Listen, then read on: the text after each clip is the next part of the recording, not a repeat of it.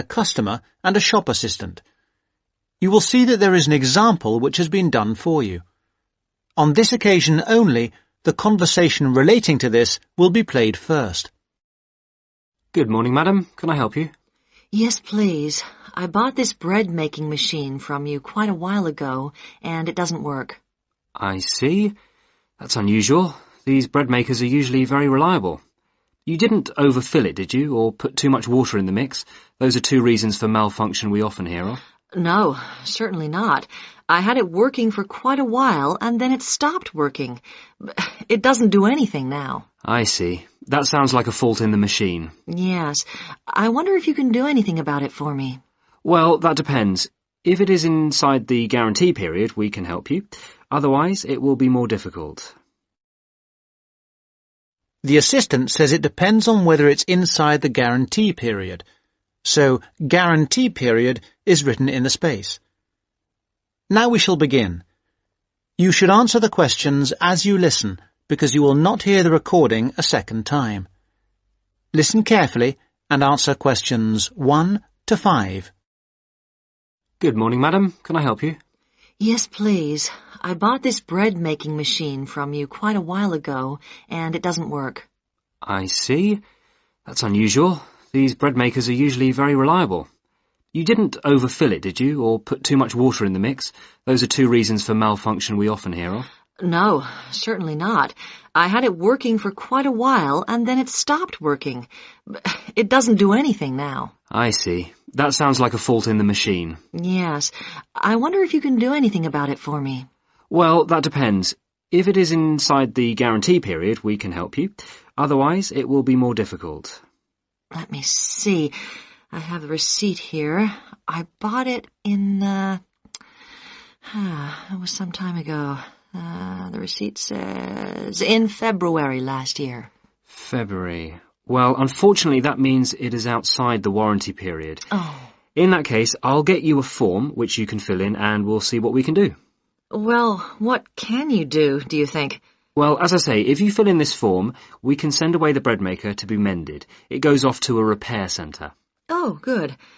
What happens then? Then we don't get an exact costing, but we will get back an estimate of how much it will cost and how long it will take. I see. And do you think it'll be expensive?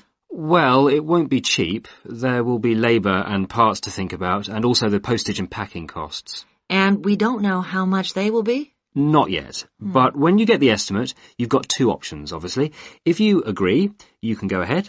Or if you don't, you can say, no, it's too expensive. It's your decision entirely whether you agree.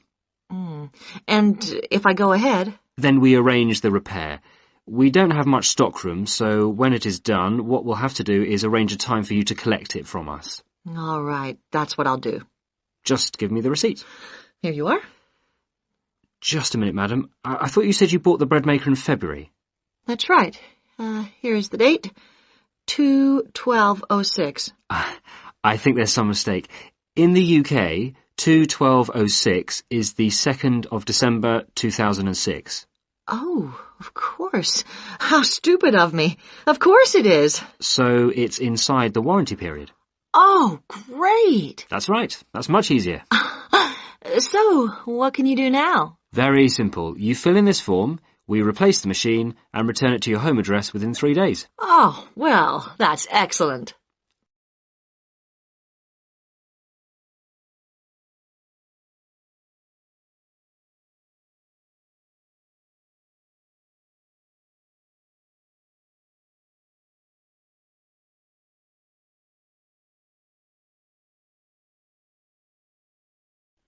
Now listen and answer questions 6 to 10. Now, let me have your details. Certainly. Now, this is a Gleeware Bread Maker 3. Model number? I have it here. 217 217 980 980. 345. Thank you. Now, where did you buy it? Was it here? No, it was in your shop in Bluewater. I see. Blue Water. Now, date bought, 2/12/06. Now, can I have your name? Yes, it's Young. J.H. Young. That's... That's spelled Y-O-N-G-E. That's Young. I see. And your address? 15, Caper Cayley Gardens, Aberdeen. I should know this. Can you tell me? Yes, it's C-A-P-E-R, then C-A-I-L-L-I-E. Sorry, could you say that again? Sure. C-A-P-E-R, C-A-I-L-L-I-E. And gardens as in gardens? Yes. Good. And the postcode? AD22 4SC. Thank you. And what would be a convenient time of day to deliver the replacement bread maker? Morning is best, if that's all right. That's fine. So it should be with you on Monday, madam. Oh, good. Thank you very much. Bye. Goodbye, madam.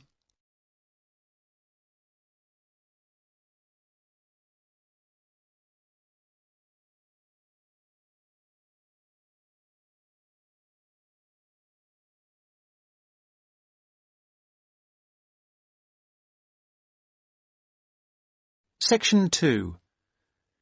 You will hear part of an introductory talk about a library. Listen and answer questions 11 to 15. Good morning. My name is Mandy, and I am going to tell you a little about the John R. Jones Memorial Library here at Blackwater College.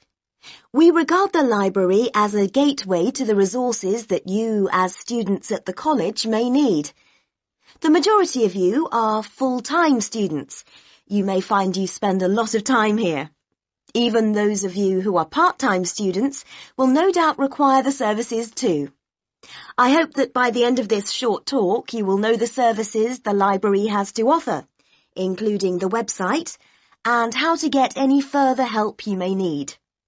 Oh, sorry, I forgot there may be a few distance learners on the tour today.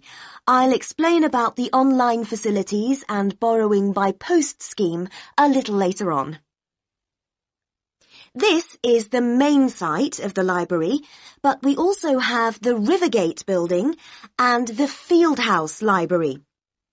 The Rivergate building houses the geography resources, that is the book collection and the journal collection, as well as the map collection. The hours and days of opening of the Rivergate collection are the same as this building, except that it is closed on Christmas Day and New Year's Day.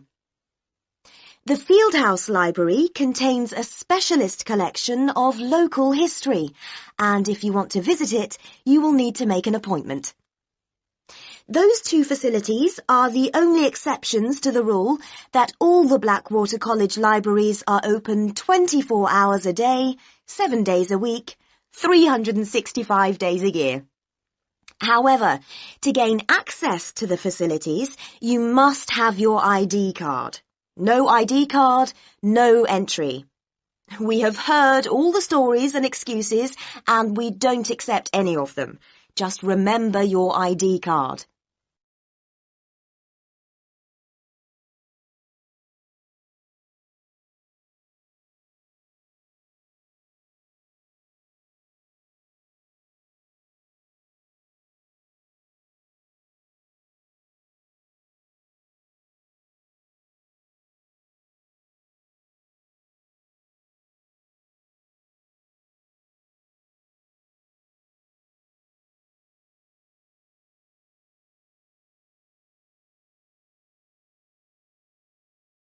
Now answer questions 16 to 20.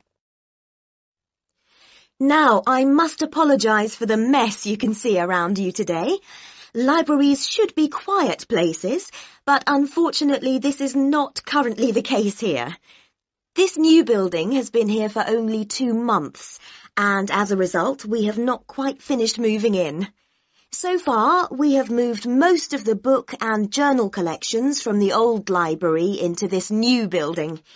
There are two exceptions. We are currently moving the economics collection here, which should be installed by tomorrow, and we will be moving the French literature collection into this building next week. But as you can see, we are still building the new restaurant. We will finish it, we hope, very shortly. We have finished the cafe, however, and students can use it during the library opening hours.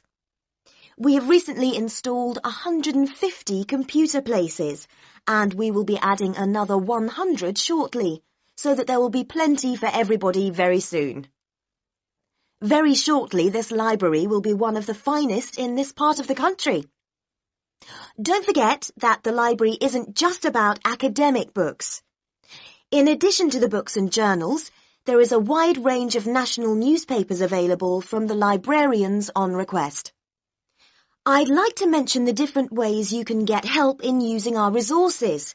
Don't forget our website at www.mlbc.ac.uk.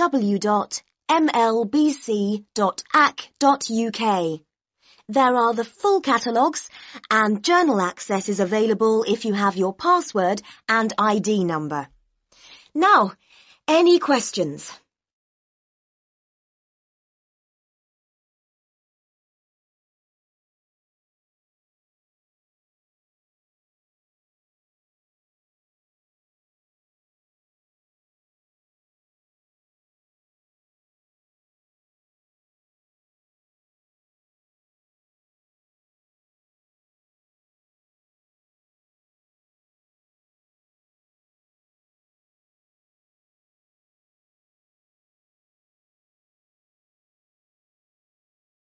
Section 3.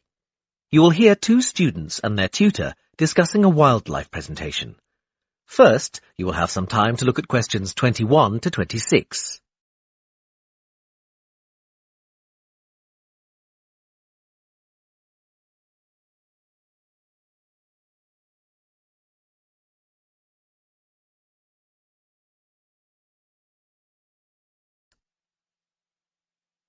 Now listen carefully and answer questions 21 to 26. Hi, Katie. Hi, Ian. Come on in. Hi, Professor Gordon. We wanted to talk to you about our wildlife presentation next week. Have you decided how to organise it? Yes, Professor. At first, we were going to focus on the cat family, but then we decided to talk about nocturnal animals instead. Yes, good idea. And how is your planning going? It's going well. We think we have enough material for 20 minutes. The advantage is that there are so many visual aids we can use. We found lots on the internet which we think will be really interesting for people. The problem is that this topic has been hard to narrow down. If anything, we've got too much information for just 20 minutes. How do you think we could narrow it down further? It is a broad subject. There are a few ways you could do it, but I'd recommend just looking at a representative sample of nocturnal animals, just 4 or 5. Yes, and maybe we could choose one animal from each continent, or a land creature, a marine creature, and a winged animal. I like the idea of separating it by different types of animals. And if we limit the detail, we'll definitely have enough time. But don't limit the detail too much. Also, think how you're going to interest the audience. Well, we're going to have a picture for each animal so we can talk through the picture. That's a nice idea, but don't limit yourself to pictures. If you can find any clips of the animals, use them. Showing brief video clips can keep an audience interested. I'll look on the internet tonight. And think of questions to ask your audience. People like to be involved. Yes, that's a great idea. Anyway, Professor, we've been practicing our presentation and we'd like to show you a small section. Is that okay? Well, we just have a couple of minutes left, but go ahead. Before you hear the rest of the conversation, you have some time to look at questions 27 to 30.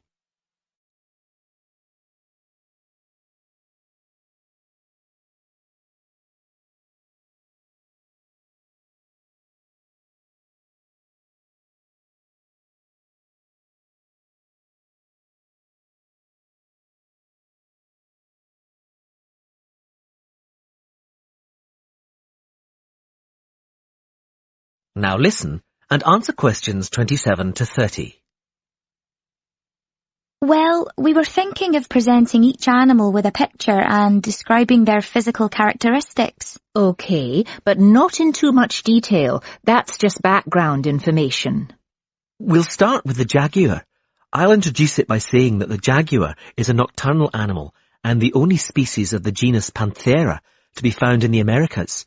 Like any cat, it has whiskers and it can move quickly. Its spine has great movement, meaning a jaguar can take long strides, sometimes up to 5.5 meters. This can make it a deadly predator, as you can imagine. Moving on to the fur, its fur is quite distinct. The markings are like black donut-shaped spots on its otherwise yellow fur. People often confuse them with a leopard for this reason. Now, the tail is interesting. Although people think that the tail has stripes on it, the fur on the tail actually is similar to the body, with black circles around the lower section. The jaguar is generally a creature to be feared. Oh yes, I should have mentioned this earlier. Sorry, like most cats, it has sharp, retractable claws. Yes, that's fine, but be careful. The jaguar is usually thought of as nocturnal, but strictly speaking, it's crepuscular. In other words, most active between dusk and dawn. But as long as you mention this, you can put it under the umbrella of nocturnal. Is that all?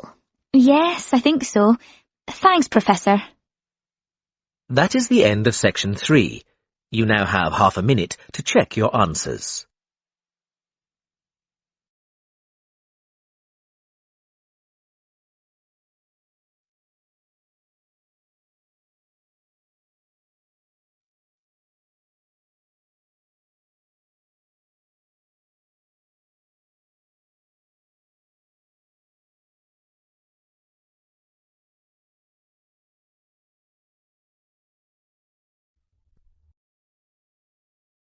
Now turn to Section 4. Section 4. You will hear part of a lecture about tea tree oil. First, you have some time to look at questions 31 to 40.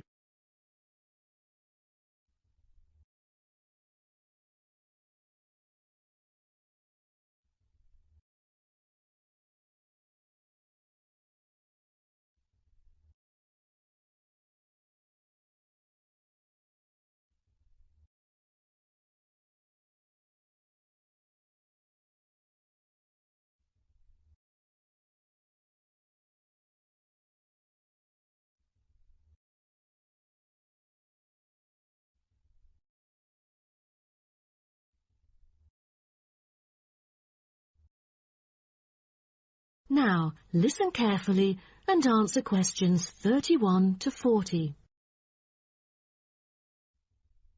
So, what I'm going to talk about to you today is something called tea tree oil, which was first extracted from Melaleuca alternifolia in Australia. This species remains the most important commercially. Several other species are cultivated for their oil extraction. There is a very long history of tea tree oil's use in aromatherapy. Traditionally, Melaleuca alternifolia leaves were crushed and the oil was inhaled by the Aborigines of Australia for the treatment of coughs, colds and also for the treatment of wounds. For instance, they chewed the young leaves to alleviate headaches and took them to treat sore throats or skin ailments. The Aborigines world was discovered by Willem Janszoon, a Dutch explorer who was the first European to sail to Australia. In 1606, he reached the northern coast of Australia in his ship. Then several voyages of exploration followed in the first half of the 17th century.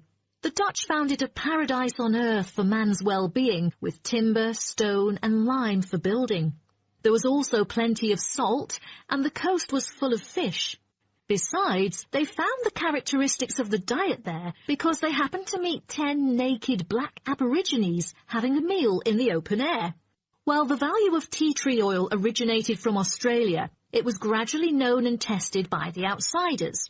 In the middle of the 18th century, Sir Hugh Palliser, an officer of the British Royal Navy who had been to Australia several times during that period, got serious injuries all over due to his experiences in several wars. For more than the last 15 or 16 years of his life, he seldom laid down on a bed because of the constant pain in his leg. Then he tried tea tree oil, as it was said that tea tree oil could operate as a very powerful immunostimulant for pre- and post-surgical care. The use of the name tea tree, also called paper bark trees, probably originated from Captain James Cook's description he made soon after he had arrived at the coast of New South Wales in 1770. At the time, he witnessed some Aborigines of Australia using one of the shrub's leaves to make an infused drink in place of tea.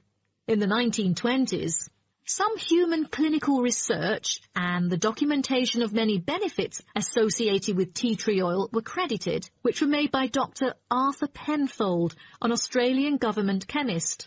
He investigated the business potential of a number of native extracted oils, then reported that tea tree oil was promising as it exhibited powerful antiseptic properties. But after World War II, the entry of antibiotics declined the use of natural products in medicine, which had a negative effect on the production of tea tree oil.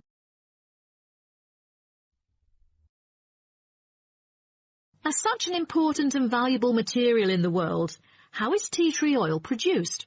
I think most of you are curious about this. Tea tree oil can be extracted in some different ways, but the most traditional way is steam distillation. Once harvested in winter, when the amount of required essence in oil meets the needs for production, the finely cut trees are transported to a steam distillation facility. The extraction is made by distilling the leaves in specially designed stainless steel stills, along with the stems, to yield pure oil. The water-filled boiler is heated and constantly monitored to maintain the correct temperature. Both the steam and oil evaporate and then condense as they run through a pipe into the collecting container where the oil floats to the lid, while the water, because of gravity, goes steadily out the lower exit pipe. At the end of the hour, the oil is siphoned off through the upper pipe, while the condensed steam floats through the lower pipe towards the ground.